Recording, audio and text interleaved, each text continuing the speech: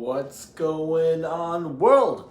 Good evening. It's 11:44. Why am I doing a live video so late in the day today? Because I can't miss a second day.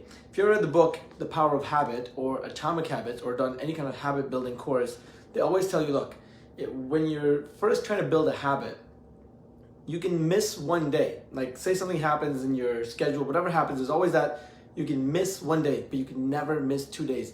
Missing 2 days while trying to build a habit is detrimental to habit building. So that's why I'm making it today. Even though I've been busy throwing parties at my house and inviting people over, I'm like, it's 11:44. As long as I make a video before midnight, I'm good. So here I am trying to build my live video broadcasting habit, and here's the video. But that's not what we're talking about today. We're going to actually talk about something else. We're going to talk about a friend of mine who's moving to Newfoundland. He's actually moving tonight, like literally is in the car right now, just started driving from Ontario all the way to Newfoundland. And if you know where Newfoundland is, it's very, very far. It's so far, most people have never been there because you have to drive 25 hours from Toronto. Then you have to get on a ferry with your vehicle that takes you another 10 hours or so. And then you have to drive another 1,000 kilometers across the Newfoundland Island to get to the city called St. John's. And it's a beautiful place. And the reason I want to share this story today is because, Yemi, his name is Yemi, and he's done. He's done with Ontario. He's saying, you know what, Ontario, everything is so expensive here, and it's impossible for me to buy a house here, and my life is just getting started, and it's such a difficult place to be in.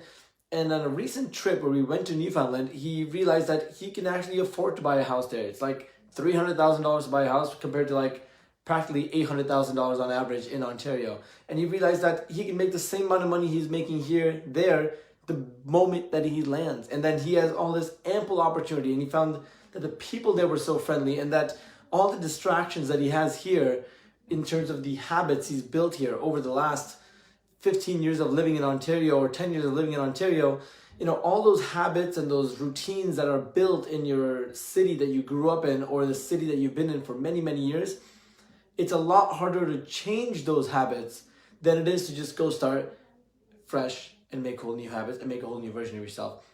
You're the person who is dedicated, committed to self-improvement and making a massive change in himself. And he's come to realize that if you want massive change in any area of your life, you have to take massive action. Moving literally your city, the country, the province, whatever, that's massive action. That's what our parents did. At least my parents did when they moved here from India many, many years ago. And it resulted in massive changes in the outcome, obviously, of everybody's life. So the lesson here isn't, building habits or making moves or you must move to another city. In fact, I'm guilty of not moving. I've been in the same city for so long, but I've definitely come to realize one thing. As I start taking more and more time away from my city and spending, my winters in other countries or other cities, I'm coming to realize that when I leave in the winter and I go to another place, I'm there for 2 or 3 months or however long, there's a whole new version of me. There's all these new habits, these patterns, these, there's all this new routines that I make in a new city, which are all built off of this new knowledge that I have, which is like I'm building on a blank slate. It's like I'm living in a new house, so I get to reinvent myself completely. I have new friends, I got a new barber, I got a new everything. And how easy it was to build all those new habits in the new city or the new country was unbelievable.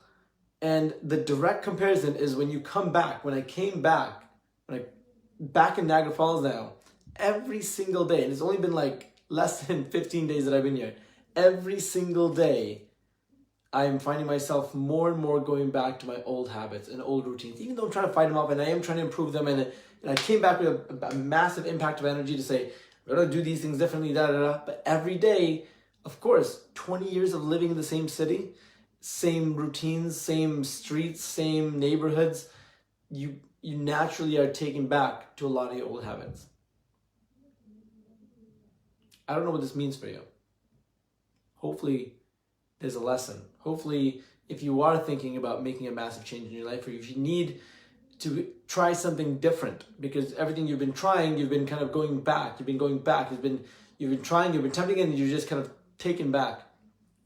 I can tell you, and I'll will tell you that most people who probably travel the world or travel as, or regularly or frequently will tell you, seeing more of the world makes you just realize that the problems that you're facing in your society, like, they just don't even exist somewhere else, and that it's just a whole new set of challenges, and that you might be much more fit, you might be much more in alignment with the best version of yourself, not in the city that you're in somewhere else, and that person, if you want to find him, sometimes you got to make some moves. Sometimes you need to move to New York City, move to wherever, LA, move to something that is completely different but like exciting at the same time for you. And I think you're going to see a massive outcome change in your life. Anyways, that's all for today. I'll see you tomorrow.